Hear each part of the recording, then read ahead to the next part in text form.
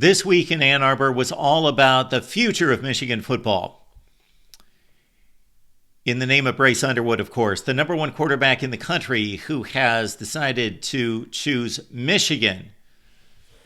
But the future of Michigan football is all about the more immediate future as well. Yes, the game in Columbus and Michigan's chances of pulling off a monumental upset. I'm not kidding. Michigan, Ohio State. Michigan fans, don't just be thinking about the future.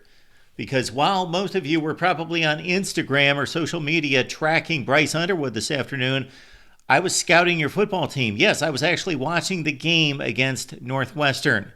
Final score, the Maize and Blue, 50. Michigan offense scored 50 points today. Northwestern 6. And the Wildcats aren't that bad. They're bad, but they're not that bad in terms of giving up 50 points. They only gave up 31 to Ohio State last week. Let's look at the Wolverines and what they accomplished today and what they can accomplish next week.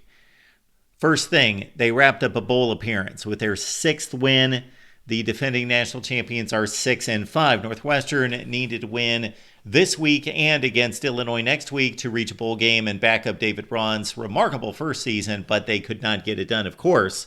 They are now 4-7. Colston Loveland became Michigan's all-time single-season receiving leader at tight end with his 55th reception in this game. But it was Amir Hall who looked like a wide receiver on the first drive of the game for Northwestern as he stretched out with both feet in. Great hands catch for the interception, which led to the Khalil Mullings touchdown. Wolverines at 7-0. Aiden Hubbard had a sack, which stopped a drive for Michigan as Davis Warren got sacked there. They talked during the broadcast about how the coaching staff is teaching Davis Warren to step up in the pocket, not to retreat as he typically likes to do and throw off his back foot.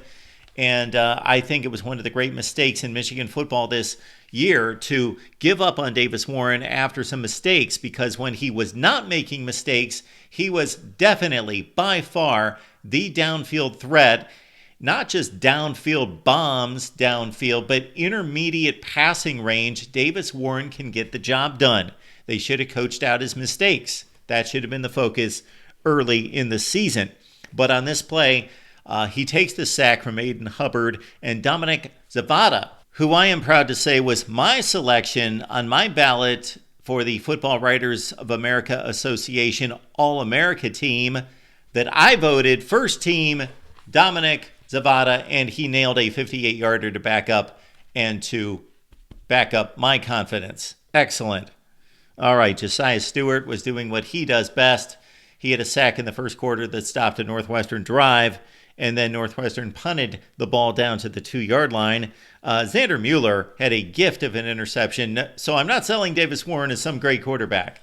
But in this offense, considering the other options, should have been the selection in day one and then continued on through the season. But he did have a bad overthrow on a corner blitz, which led to the Mueller interception. One of the best defenders in the Big Ten picked it off and returned to the Michigan 20. Field goal for Northwestern as the Michigan defense stood tall. 10-3 at this point. We'll show some of the Michigan defensive numbers because the Wolverines were impressive against, not a good offense, but an offense with a couple capable playmakers on the outside. Michigan fans remember A.J. Henning. And then also this guy, Bryce Kurtz. He has some of the best hands in the Big Ten and also has the dubious distinction of having the most receptions and yardage in the Big Ten for a player with 0 touchdowns. And he had a remarkable comeback sliding catch that led to another field goal, unfortunately, for Northwestern, as they could not put it into the end zone, could not stick it in there as Jack Lausch tried to, and Zeke Berry made a nice pass breakup in the corner of the end zone on the aforementioned Bryce Kurtz. Michigan came right back, featuring the running game, of course, but also the tight end, Colston Loveland, as he scored a touchdown with just 5 seconds left in the first half.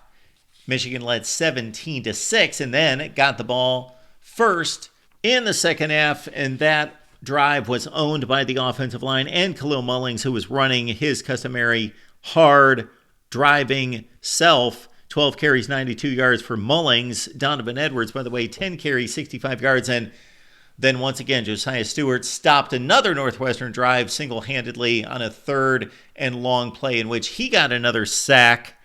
And Michigan basically just rolled from there. 24-6, 31-6, 38-6, on and on and on. Final score from Ann Arbor, 50-6. So Michigan 6-5.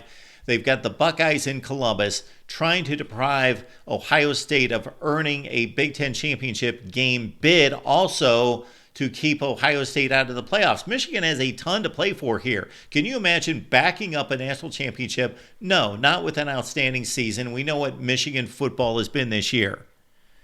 But to back that up by signing the number 1 quarterback in the country, and then the next week, after a 50-burger on Northwestern, and again, let's not discount that. Northwestern's not giving up 50 points to anybody else.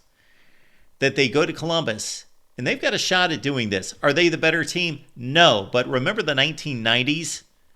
Ohio State was a better team than Michigan in 1993, 95, 96. And Michigan won the football games. Offensive line, running game, Davis Warren doing enough in the passing game. Tyler Morris, jet sweeps, creative ways to get him the ball, and others like Frederick Moore. And Michigan's got a shot in this game. This is not a great Ohio State team. At least we can't say that right this second.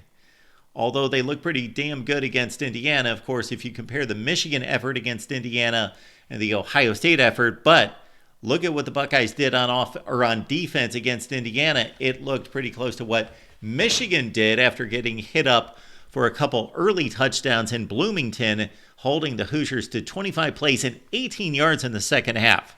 So Michigan football looking toward the future, not just Bryce Underwood, not just 2025, but a date in the game against Ohio State and a puncher's chance of pulling off a monumental upset.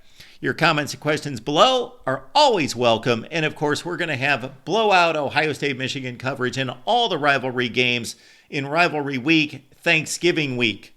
Remember to give thanks and remember to watch the voice of college football all week. College football is even more exciting with some action on the line.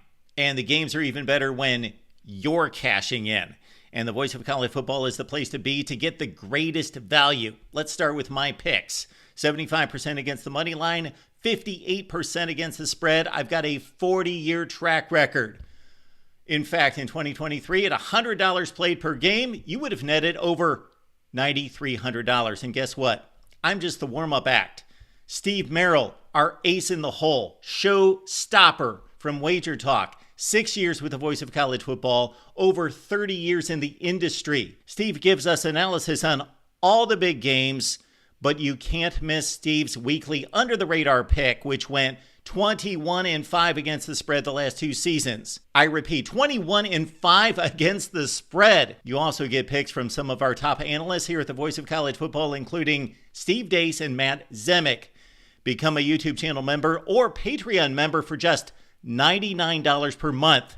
Go to the main channel on YouTube, click join, and select the betting tier.